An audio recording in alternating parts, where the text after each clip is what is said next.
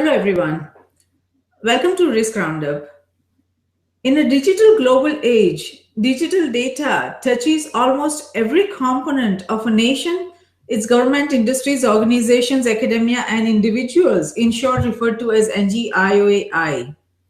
In the coming years, almost everything will become digitalized.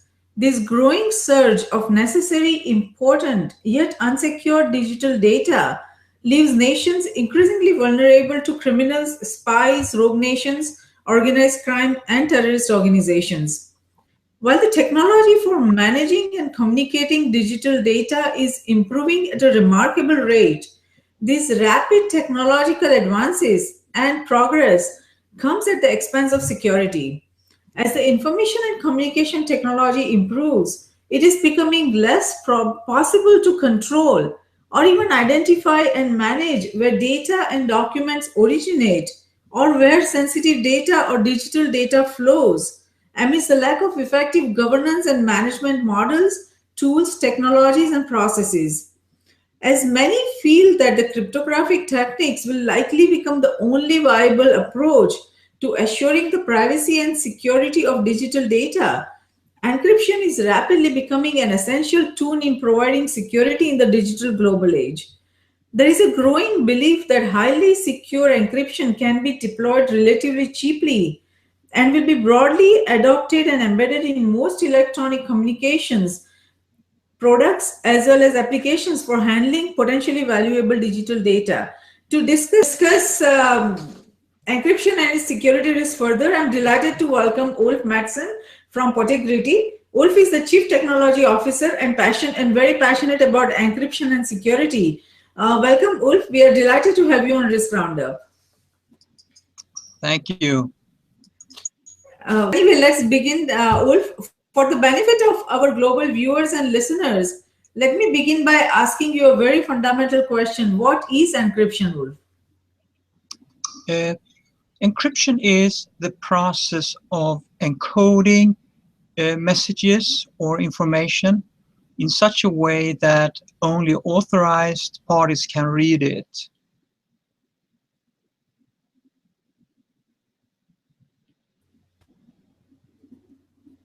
Okay.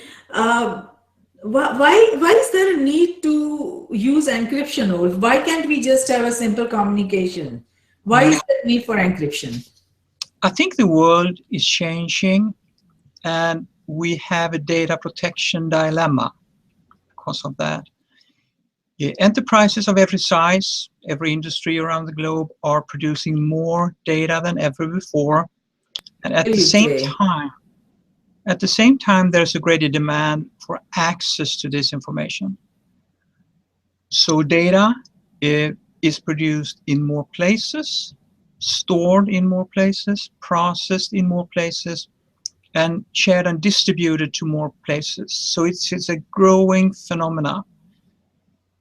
And increasingly, organizations are sharing their sensitive data outside their watchful control, watchful eye. And it's becoming a growing concern. And the challenge is to balance critical business needs and requirements while protecting your data from malicious threats. So I would say the world is basically changing significantly.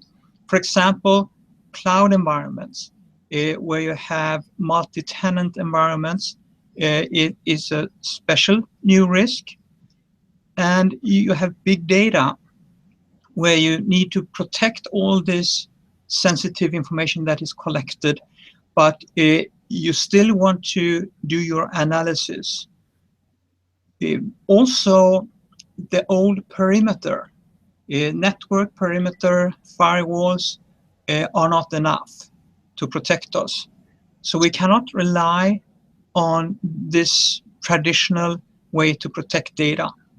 We need to realize that it's actually your data that is the new perimeter. And we need another approach here. We cannot rely on securing the perimeter. Of course, we need to look at the flow of data and still protect our networks and data flowing between data centers. But we need to realize that more and more data is actually sent out, and we have no longer control over that data. So we need to take an approach like encryption and be careful with our encryption keys and maintain as much ownership and control, even though we are distributing and sharing data widely. So that's a big change in the world. Right. No, you are right. There is a big change in this world. And now it seems that until the middle of 19th century, all encryption schemes use the same secret for encrypting and decrypting a message, that is a symmetric key. How is encryption different now in the 21st century? We were using symmetric key all these years. How is it Yeah. different now? Yeah. There are different use cases for using symmetric key encryption and public key encryption. Public key encryption is mainly for securing communication.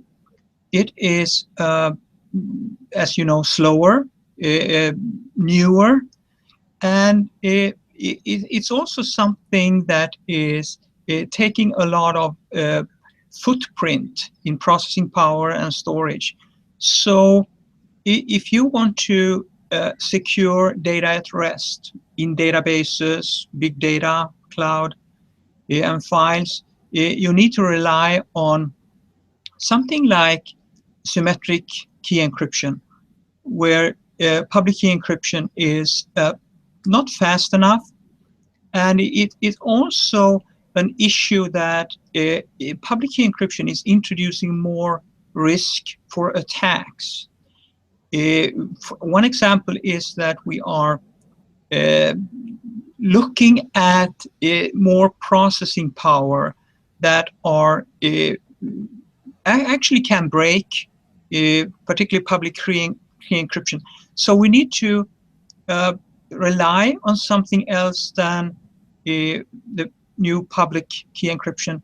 And it's a very interesting situation. We have different types of new tokenization schemes. So for example, if you look historically, in back 1970, we were using a lot of symmetric key encryption. AES, triple DES came over the years. It's a long, intrusive message that is intrusive to our applications and databases. Then around year 2000, we came up with format preserving types of encryption, where the output is more transparent for applications and databases, and also provides a smaller footprint. Then in year 2005, tokenization, the first tokenization schemes were used mainly in the payment industry. And tokenization is interesting because it's not your data, it's not your encrypted data, it's actually a replacement value. It looks like your real data, but it provides a higher level of security and a lower cost of ownership. That's interesting. So it's less expensive to deploy tokenization in existing systems. And in 2010, another advancement called vaultless tokenization came around. And vaultless tokenization is actually much faster, much scalable. So over these many years, tokenization and new forms of data encryption lowered the pain, lowered the total cost of ownership, and to introduce encryption. I see. I see. No, that is very good information, and thank you for giving that background, Ulf. So, when we talk about communication, encryption, what are I mean, other than email communication, where else is encryption used? Can you give some examples for the understanding of our global viewers and listeners of where exactly is encryption used? Yeah. Encryption is more and more widely used. In the beginning, we saw governments and a few organizations using it for communication encryption. But these days, many other industries are using it to protect their data at rest, data that are stored in databases and files, on storage devices, USB flash devices, and we've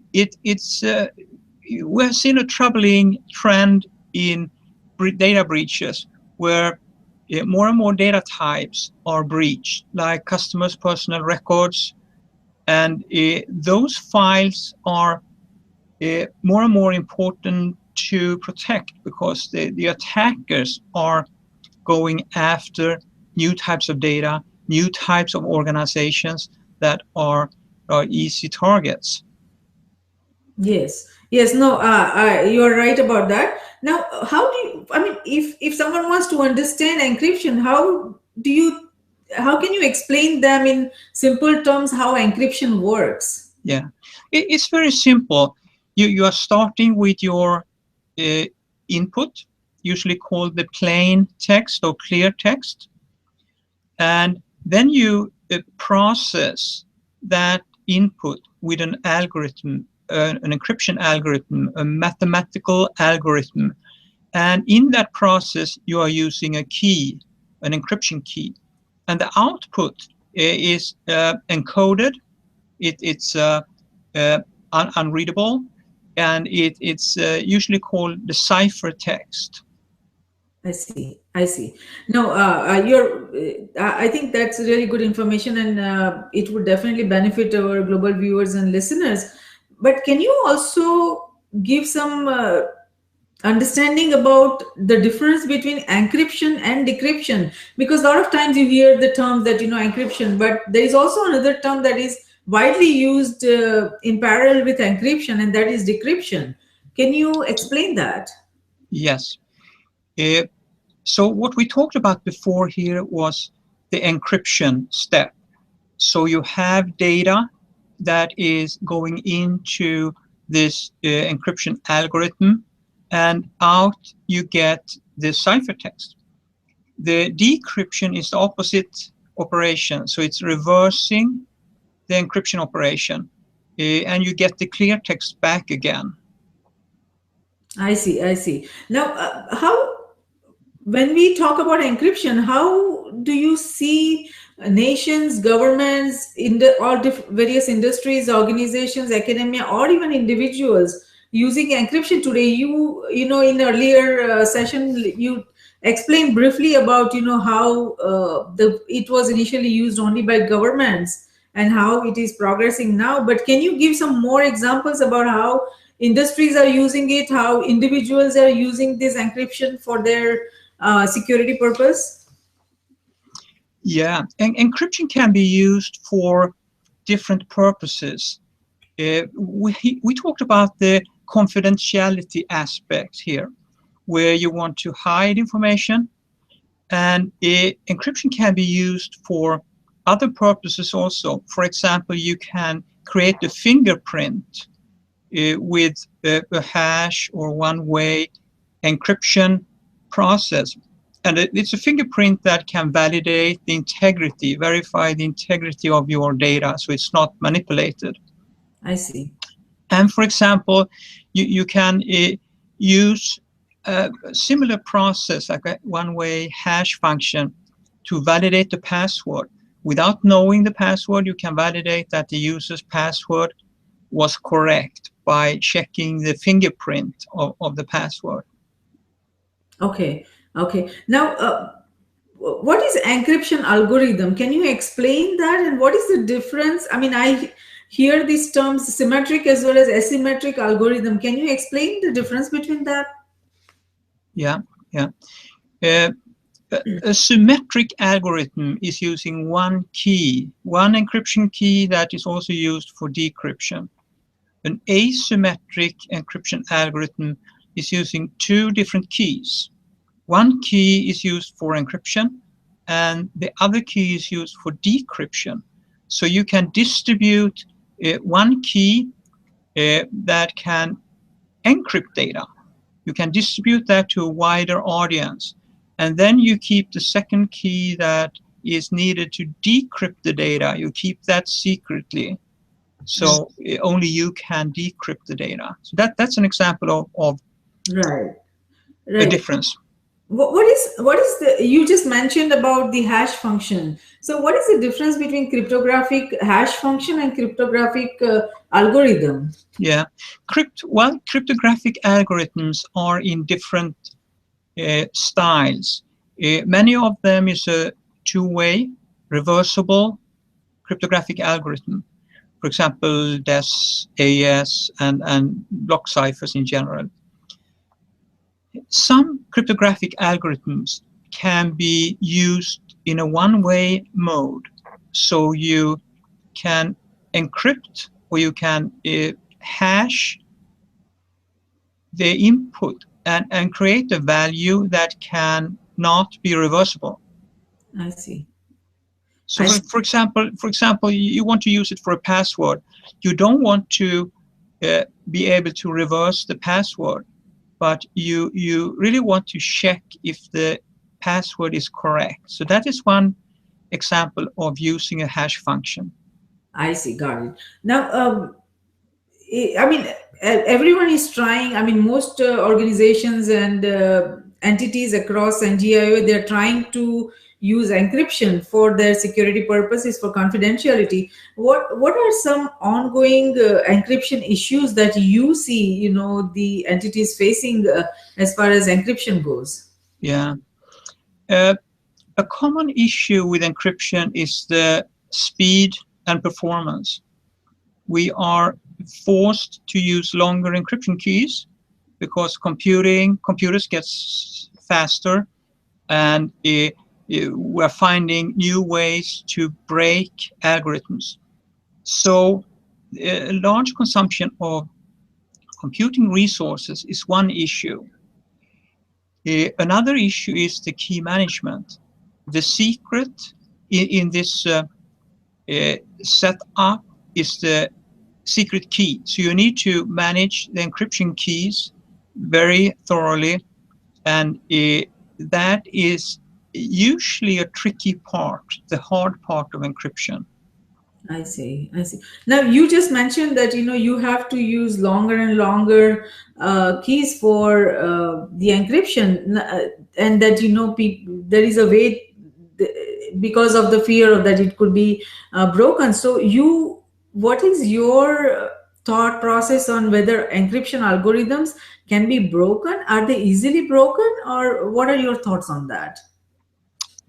Yes, we have a couple of issues that uh, lead to breaches of encryption algorithms. I would say, first of all, most data breaches are not based on breaking the algorithm. They're usually trying to find a way to get the key, encryption key, or circumvent the encryption process.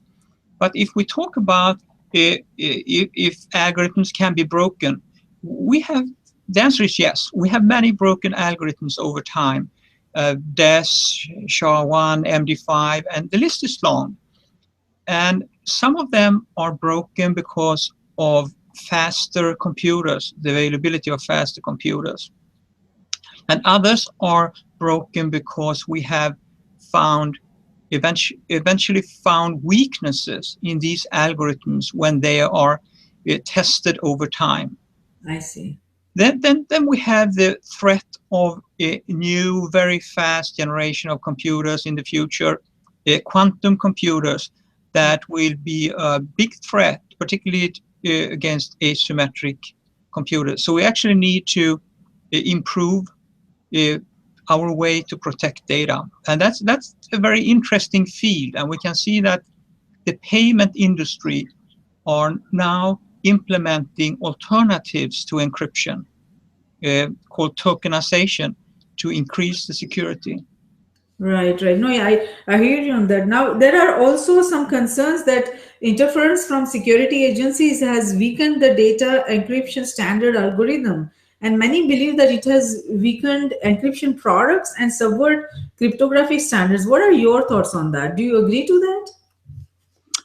Well, if you weaken the encryption or put a backdoor in the encryption implementation, criminals will certainly try to explore that.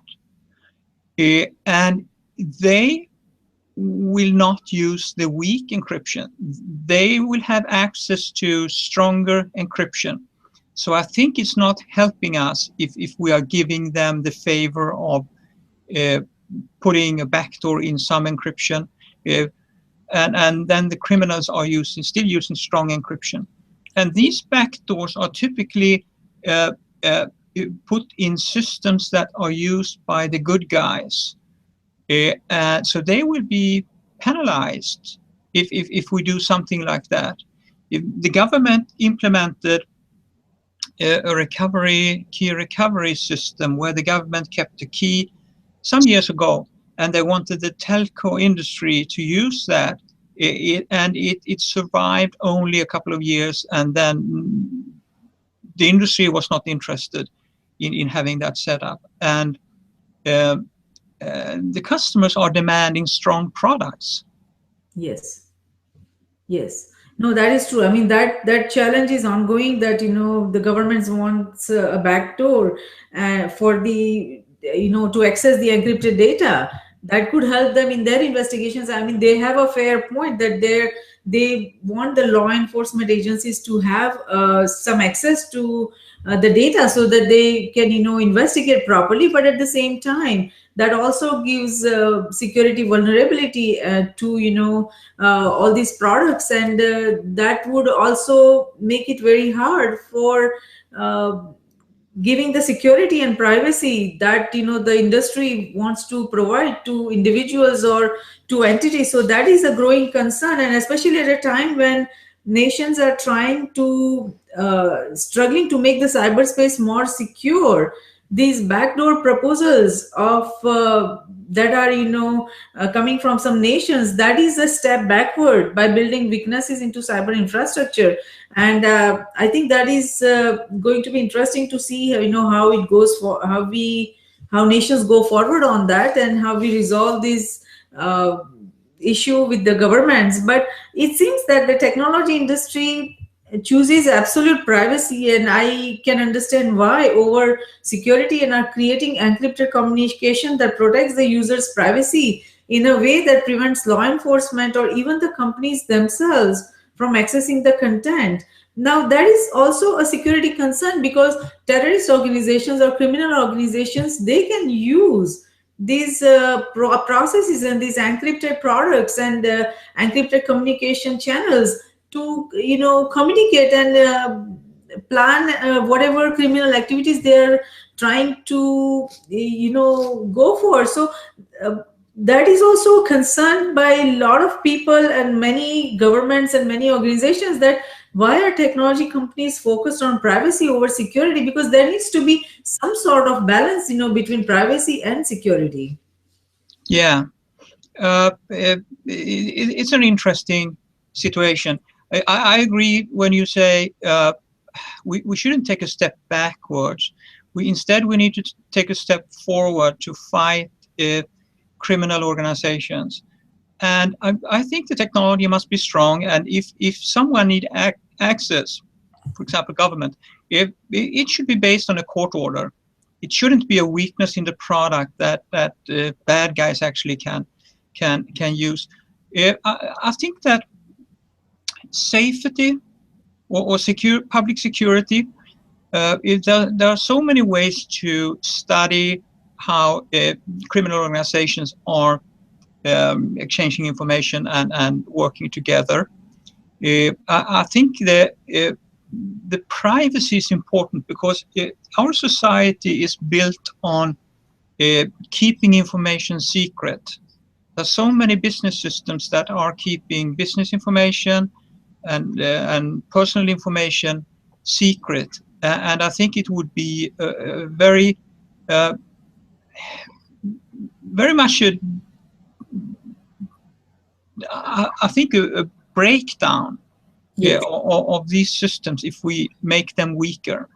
Yes, no, I hear your point on that. That we all want to make sure and ensure that our data, our information, our ideas, our plans, and everything is private and confidential, and we don't want any technology security vulnerability that could provide access to information to whoever who is trying to misuse that information. So that is going to be a challenge, how the technology industry is going to come up with ways to secure data, to give privacy, as well as at the same time help the governments and the law enforcement to make sure that they can assist them with their legal requirement, or with a requirement to make sure that no terrorist activities or no criminal activities are planned by using this encrypted technology, and the security that we are providing absolute security. So there will be no way of knowing what kind of planning is going on. So we will have to wait and see how technology companies and the law enforcement, they come up with a process to manage these delicate balance. Now let's talk about how encryption works. The key components related to encryption that security professionals need to understand include data at rest versus data in transit, algorithms, and key management. Can you briefly explain each of these components for the benefit of the global viewers and listeners? The data in rest, data in transit, algorithms, and key management. Yes. Uh, we have seen in many recent major data breaches that uh, these criminals are going after data across the whole data flow. It's even if we encrypt data at rest in databases and files, and we encrypt data in transit on networks, we will continue to see more and more uh, malware and viruses. For example, the type of viruses or malware used in breaches like the large Target retailer breach pretty recently, and many more breaches. So what they are doing, they are avoiding the data at rest. They're avoiding the stealing of data from the network. They're instead going after what is sometimes called data in use. So, for example, in several retail breaches, they had virus and malware that were stealing the data from application memory, database memory, computer memory. So to actually fight that trend of attacks and breaches, we need to protect the data flow, including the data in use, not just data at rest and in transit, because this is a increasing trend of advanced attacks. And we're seeing organizations, standard organizations, payment organizations that are taking this approach. They are looking at recent data breaches and they are saying that we actually need to protect the whole data flow. Yes, yes. No, I hear you. I think it's a very important point that when data is in use, that is the time, there needs to be more security. And yeah, I hear you on that. Now, cloud services offer dramatically reduced overheads and increased flexibility over traditional solutions for each nation, its government, individuals, entities across industries. However, the current risk management framework, policies, privacy standards, and compliance concerns create numerous data security challenges for each and every nation. It's all its entities across NGIOA that are increasingly relying on cloud services for holding more of their sensitive data. Now, cloud data protection gateways easily leverage tokenization and encryption to transparently isolate and protect sensitive data before it gets to the cloud, and offer activity monitoring, including cloud based big data databases or applications, giving nations the freedom to use any type of private or public cloud service without the risk of exposure. Is this secure? Uh, I think cloud is very interesting. It's something that we cannot uh, avoid. There will be a lot of use of public cloud. So we need to make that use more secure. Cloud is one example of where a lot of data is outsourced to basically someone else's computer. And in public cloud, you typically have environments where multi-tenant environments where you share the computing resources with, yeah, you don't know who you're sharing it with. Yes. It could be criminals, and we have seen examples where criminals or researchers are showing how you can steal data and encryption keys from one tenant to another tenant. So we have a situation where if we are looking at increasing our control, we can use cloud gateways, for example, to keep the encryption keys. Our encryption keys never leave that environment.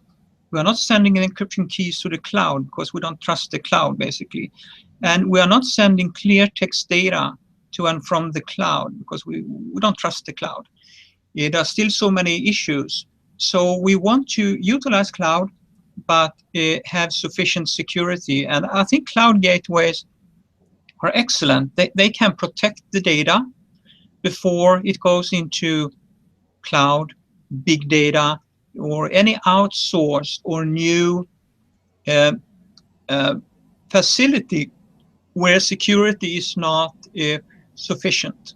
Yes, yes. Now digital data and databases can be treasure troves of sensitive information, from personal data to confidential, competitive information and intellectual property. Lost or stolen data can result in serious business as well as legal challenges.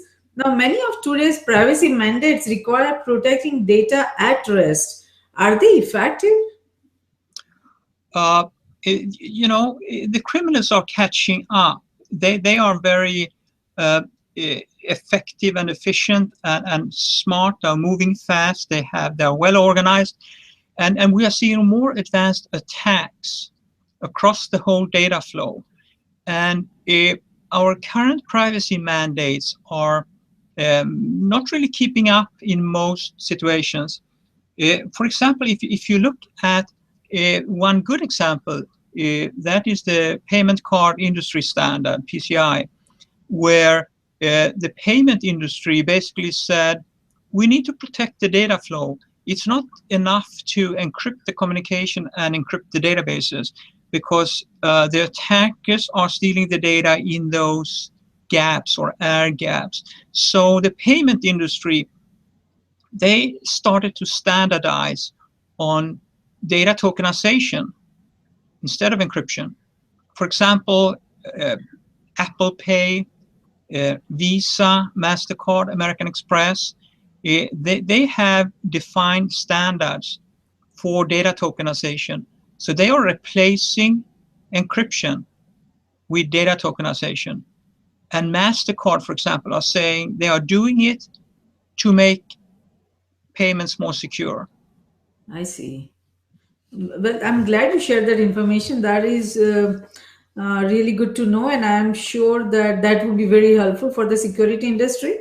Now, organizations can choose to encrypt data at the application level, database level, or storage level.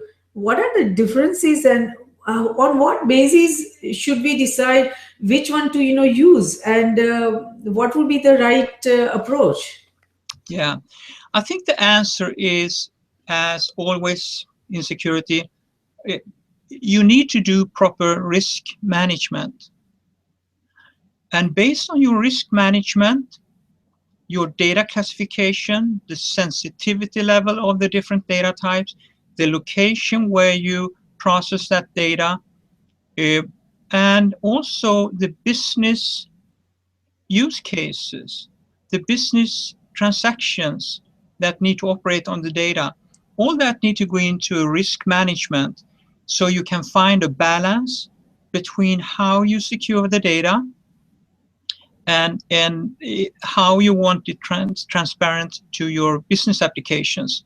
So uh, I, I think it's not a one trick pony here that is required. It's not one answer. So depending on all these things, different use cases for different data and locations, it's applicable and appropriate to do the protection at the application level, and sometimes in database level, sometimes, or at the storage file level, volume level in some cases. So I think the whole uh, approach must be based on risk management.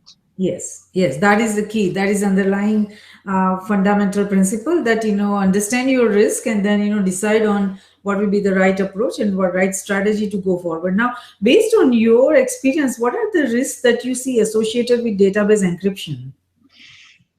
Yeah, we have seen more and more data encryption over the years. And the criminals are smart. They are saying that let's attack the data at the application level instead, where the data is not protected. And that's where you have the attacks, typically where you have the attacks by malware or viruses. Some are called RAM scrapers, memory scrapers.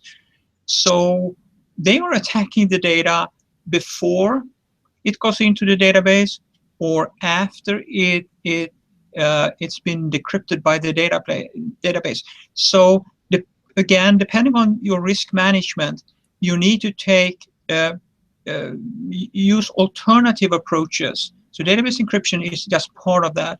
And for example, one approach is to say, like MasterCard and Visa and Apple Pay said, let's make it more secure.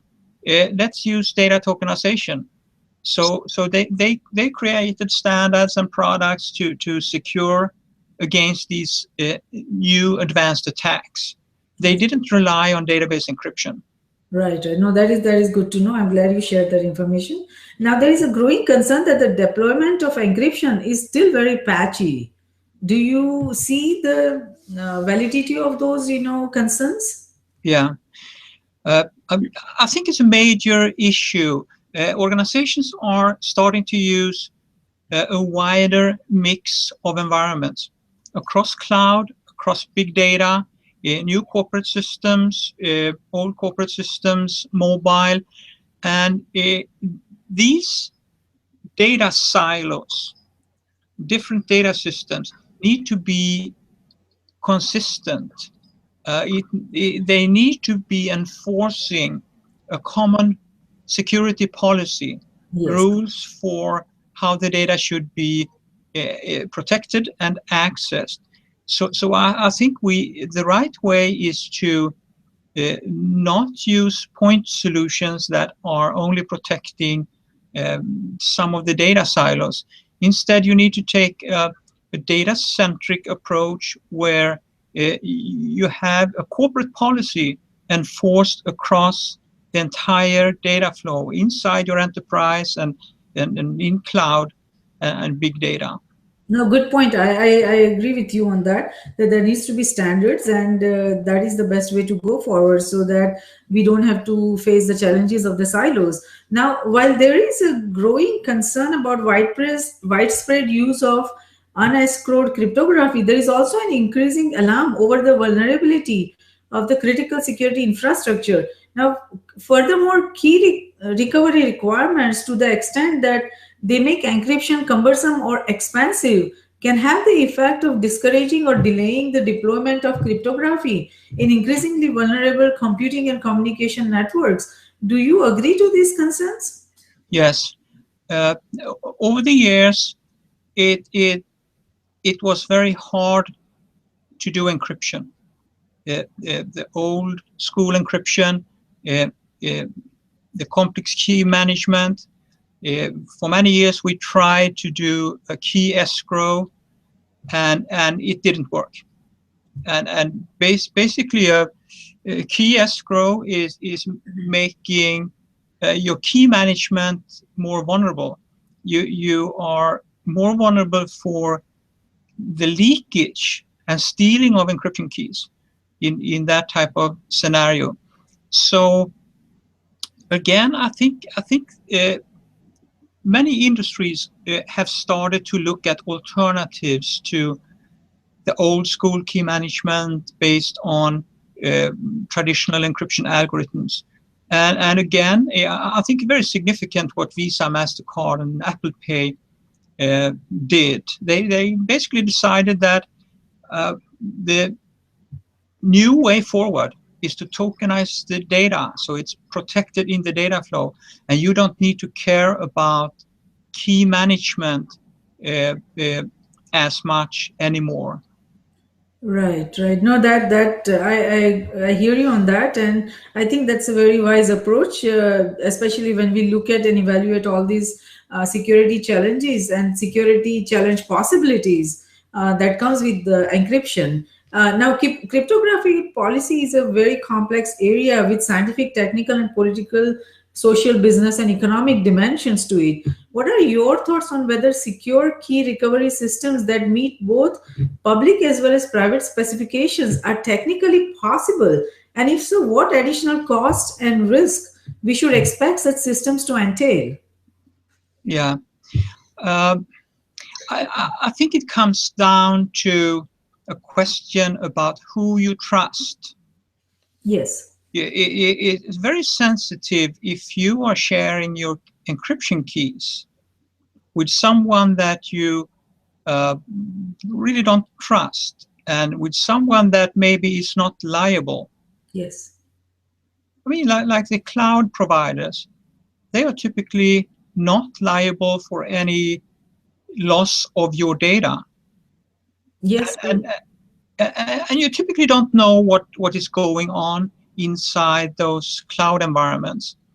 So it's technically possible. We have seen uh, these type of escrow systems in many shapes over the years, and they are not successful.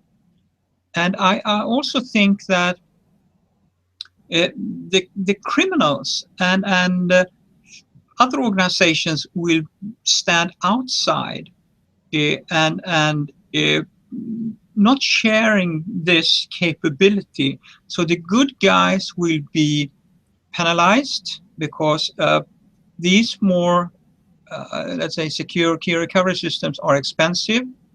They are hard to manage. It's hard to replace the encryption keys, and they are opening up new attack surfaces. So yes, we have seen it's technically impossible. It's technically possible to do it, but Yes. it's still, I think, an ongoing discussion if how and uh, should we do it, and who should we trust in a scenario like that. Yes, you're right. I hear you on that. Now, what are some applications of cryptography that you have seen, over the years, and what are the other possible applications that you see, emerging in the coming years? Yeah. I mean, we talk a lot about data confidentiality, and that's an important aspect in data at rest, data in transit.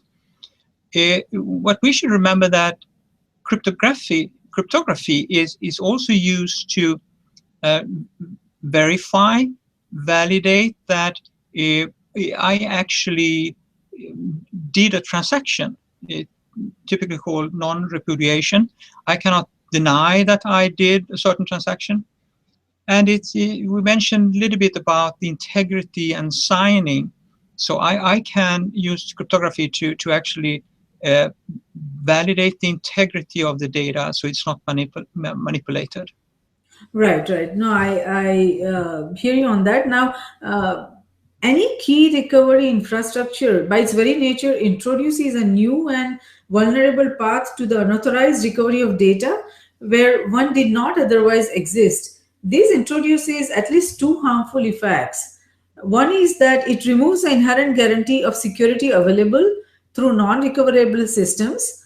And the second is that it creates new concentrations of decryption information that are high value targets for criminals or other attackers or hackers who are trying to, do criminal activity. Now, these risks arise with cryptography use in communication and storage, but perhaps even more intensely with cryptography used in authentication. They are compounded even further if any keys are used for more than one of these purposes. What can be done? Yeah, I think we should always be concerned and cautious when we create new concentrations of sensitive information, like encryption keys. We have an example a couple of years ago where a security company, major security company, kept a copy of the authentication key, uh, to put it simply, and for government systems. And these keys were stolen. A very severe theft of secret information. So I agree, particularly in the authentication scenario, we should be very, very sensitive to create new concentrations. Right, right. Now, and on top of that, we also face the challenges of insider, abuse. And like any other security system with a human element, key recovery systems are particularly vulnerable to compromise by authorized individuals who abuse or misuse their positions. I mean, once you authorize someone with some responsibility, we do not know if that person or individual will use that for, authorized use or unauthorized. So the risk of insider abuse becomes even more evident when attempts can be made by design key recovery schemes that are intentional in scope. Can technology help to prevent such misuse? Yeah, I think it goes back to what we said before, that we should not step down the security of our systems. We should not make them more vulnerable. We should not be relying on uh, more individuals or organizations that need to be trusted. We should go the other way and strengthen our systems. And these concentrations, they will for sure be very attractive target that attackers will go after. They are also expensive, complex to manage. So I think it's a path that we uh, tried, and we didn't really succeed in finding an agreeable model some time ago. Yes. Now, I mean, so far we are thinking that, once you use encryption, once you encrypt the data, that its data security is guaranteed. But now, with the more and more information coming out, we know that there are a lot of vulnerabilities, and it is not 100% secure. If you use encryption, it's not like, the data security is guaranteed. So, what are the risks associated with encryption strategies, and where do you see the challenges?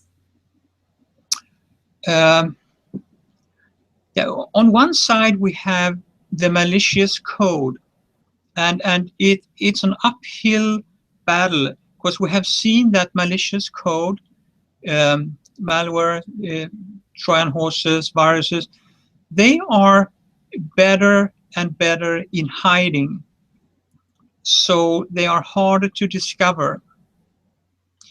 And I think if we need to inspect the data, there should be uh, a legal reason to allow inspection of the data. Uh, we cannot dummy down our systems, and we need to keep them at the level where they protect the data better to fight against advanced attacks and malicious code. Yes, yes. I mean, that is one way of definitely doing it, but there also are other challenges about the timing, how much time it would take to get the legal, warrant or the, court order and, access the information. By that time, the criminal activity would all probably have already occurred. So those are the challenges and discussions that will be coming in. We'll have to, the industry and the governments and the legal community will have to have those discussions, because it's there is no foolproof answer on that. There is a very delicate balance about the timing and the privacy and security. So we'll have to wait and see how we come with the proper answers on that, and how we properly secure the information data, with the encryption, without encryption, and how we go forward. Now, with the explosion in data digitalization, would the current public clouds or private clouds be sufficient in addressing security requirements at all levels? What are your thoughts on that? Yeah, I think that the public cloud and other types of cloud, they are based on sharing. That's the whole concept: sharing, elasticity, and sharing of resources will open up to new exposures, new vulnerabilities. And I don't think it's sufficient what we have today. There are compliance requirements that are hard to meet. I think we need to take a data-centric approach. We are there could be country boundaries, and we should remember that you're actually giving your data away to someone else's computer. Yes. So it's at this point you are still owning the data. You are still liable for what happens to the data, but you have no control. You have no control. That's right. So I think to be able to continue and utilize these environments, we need to enforce the control. Yes. Now, I mean, before we send the data. You're absolutely right on that. And also, I mean, with the once you give up the ownership of your data, you put the data in the cloud. Once the data is digitalized, there are also very genuine questions about who actually owns the data. And once you store it in the cloud, I mean, people are also saying that over the years, in the coming years, we would actually need to hire lawyers to prove that this is our data. And those are the kind of challenges that we will come across. And it is also said that data, once you put the data in cloud, it is still stored in multiple places, and it is, if you try, even let's say you try to delete that data, it is never fully destroyed. It is always there somewhere, it is stored. So when someone cancels a cloud subscription or deletes data in cloud, what happens to the data? I mean, is it fully deleted, or is it still part of the cloud somewhere in the storage? Yeah, that's a serious issue, because we know that cloud computing is based on copying data to different places to create the availability and performance. And we typically don't know where all the copies of the data exist. And we have contracts that are saying, service level agreements and user contract that are saying, even if you cancel your subscription, the cloud provider can still copy your data, and that contract is still valid in many cases, and you basically sign up for allowing the cloud provider to copy and reuse your data, translate your data. So you better read the contract very carefully. Very true. We know that the European safe harbor was cancelled in October, and the new data rules that are coming are one of the cornerstones will be the right to be forgotten. And that can be very hard in a cloud environment where you don't really know where all the data is. Yes, very true. Now, do you think technology industry will be able to come up with some solutions for this? That, okay, once you decide that you want to delete this data in the cloud, it would be deleted in all forms, in all locations, Do you think that possibility is there in the coming years, that technology will come up with a solution to destroy the data once you delete that? Uh, I think the right way forward is to keep your encryption keys. So you know that the data is no longer sensitive. So you don't really care if it's fully deleted. You still have your keys in your possession, and you have not shared those keys with anyone else. Or you can take the approach like the payment industry is doing, tokenize the data. And you don't care where the tokens are stored because it's no longer sensitive data. And I think that's a very flexible model. We have seen, for example, Microsoft, they are building new data centers in Germany to be able to keep their German clients' data within Germany. And that's a very inflexible and expensive proposal that is going against the whole cloud model. And I think we need to take a more data-centric look at it and protect the data in these ways that I'm talking about. No, that's a good point, Ulf. And when you talk about the cost, what is the difference in the cost between tokenization and encryption? Um, Encryption algorithms, they are broken now and then. They will be more that will be broken. And you have all the key management issues where you distribute the encryption keys. That's a huge vulnerability. Tokenization, on the other hand, is like the payment industry is saying, it's no longer the data. Yes. It's not sensitive. It's just a pointer to the data, and you keep the secrets. You just distribute these tokens that are of no value to an attacker. I see. No, I hear you on that. But now, why is it that only the financial industry is using the tokenization? And why are not all industries taking a step forward on that? I think it's a historical reason.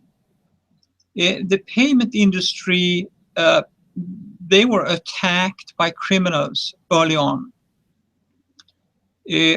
And the payment industry came together in standardization, the PCI DSS standardization, that showed the way how to protect data in a very effective way. And now the attackers, they are moving to other targets, other types of data, to industries that are more vulnerable. So many people are saying that it's getting worse because these issues are spreading to other industries where they can, the criminals can make greater profits and find easier targets. Right, right. Now, when we talk about data security and all, encryption and tokenization, now we also know that the artificial intelligence and the machine learning and automation is coming very rapidly. It's emerging very rapidly. So, will we see a continued move to machine learning and automation to keep pace with the speed and volume of data globally, to secure the data in transit, data in rest, data in use? What are your thoughts? What are your thoughts about the automation and artificial intelligence when it comes to the data security? I think it's important over time we are seeing insider threats where insiders or insider accounts, administrator accounts, are misusing the privileges. So they are they are using a different access pattern than the good user. And I think it's important to utilize or build machine learning that actually can discover misuse of data. So I think it's a great complement. We need to protect the data, but we also need to understand how these more advanced attacks are behaving. Yes. Yes, you're right. Now, there are mixed feelings about data encryption depending on who you are talking to. What are your thoughts on encryption as a means of data security? I mean, we discussed briefly about tokenization, also has about how financial industry is moving forward with tokenization to ensure security. But most of the industries are still using encryption. So, what are your thoughts about data encryption when it comes to about security? Because as we discussed before, that if you secure the communication channels, that is emails and all other calls and everything that is normally used by the terrorist organizations or criminals, then also the legal community has a problem by not getting the information in a timely manner. So that is a challenge. So how would the industry, or is there any debate going on within the technology industry about how to ensure that data encryption is used for the security, and that security vulnerabilities are not created in a manner that criminals use it without any hurdles, and they are able to plan criminal activities? What are your thoughts on that? I think the criminals will use strong data protection to hide their operations anyway. Uh, I don't think it matters for them what the good guys are trying to do here, uh, because we are uh, playing with different rules. What I think is important is that the good guys are using stronger protection for our transactions, so we can keep the bad guys uh, at bay and protect against the bad guys. I think that's, to me, that sounds like a viable approach. Yes. Now, I mean,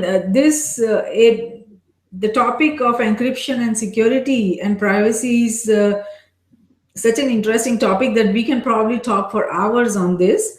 But I think we are coming close to our 1 hour session. So I think this is probably the last point that we will discuss. Wolf, is that data is growing at an exponential rate and creates both opportunities as well as risk. Where do you see the opportunities, and what are the risk facing nations, its government, industries, organizations, academia, and individuals by the potential and ability to have real data intelligence in real time? Uh, Real data intelligence in real time. That is a growing issue because we are generating uh, data in a more rapid rate. You have Internet of Things and you have uh, different mobile devices that are increasing the amount of data and the speed of data. And we're doing it because we want to reap the benefits of what's sometimes called the digital business, to be able to deliver faster, better to the customers. So we're generating more data, and we're piling up all this data, and it will be more data at stake, and more of the data is sensitive. Yes. So we are creating a big risk. But businesses want to actually uh, utilize the opportunities and benefits of digital business. And when this is moving faster and faster, almost into a chaos. Uh, Unfortunately, there will be less time for proper risk management. So I think we need to be conservative and say, let's protect the sensitive data at an early point when we acquire the data, and then we can potentially relax later on when we have done proper risk management. I think we need to be very conservative. Otherwise, we are playing a very risky game. Yes, good point. Now, Ulf, I really appreciate your time, and we are honored that you took so much time and you made such a good effort in explaining everything about encryption in a manner that would help our global viewers and listeners tremendously. What are your concluding thoughts about one thing that you would like to change as a technology executive? When it comes to security and encryption, I would give you last thought on that. I think it's a good example what the payment industry did with the payment data. They concluded, they are smart, they concluded that it's a very effective way to use encryption or replace encryption with tokenization. And we're also seeing that health data, medical data, personally identifiable information is looking at and using more of these approaches that the payment industry applied. And a lot of the data, PII data, PHI data, can be protected by using the same type of tokenization, data tokenization, that the payment industry decided to standardize on. So I think that that's a major trend.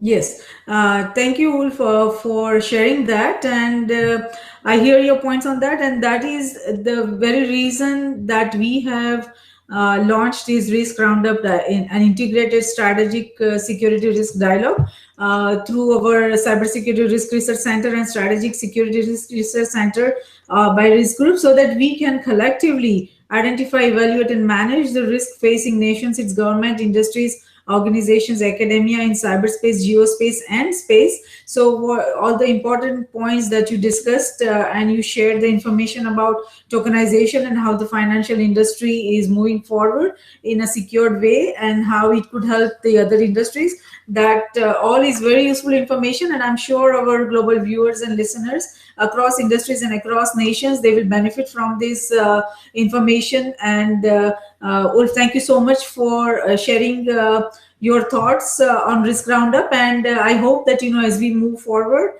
and as we come up with more technologies like encryption and tokenization, that you would be willing to come on Risk Roundup again and share your thoughts on its security risk and issues, and what we need to be aware as a global community, as industries, as concerned individuals, so that we can have a good balance of security and privacy, and we are able to manage our risk effectively. So thank you so much for that, Ulf. Thank you. My pleasure. Okay, so let's manage our existing and emerging risks together. And for more information on the risk roundups and to watch the risk roundup videos or to hear the risk roundup podcast, please go to riskgroupllc.com, and do not forget to share and subscribe. Until next time, I'm Jayshree Pandya, host of Risk Roundup, signing off. Thank you and have a good day. See you next time.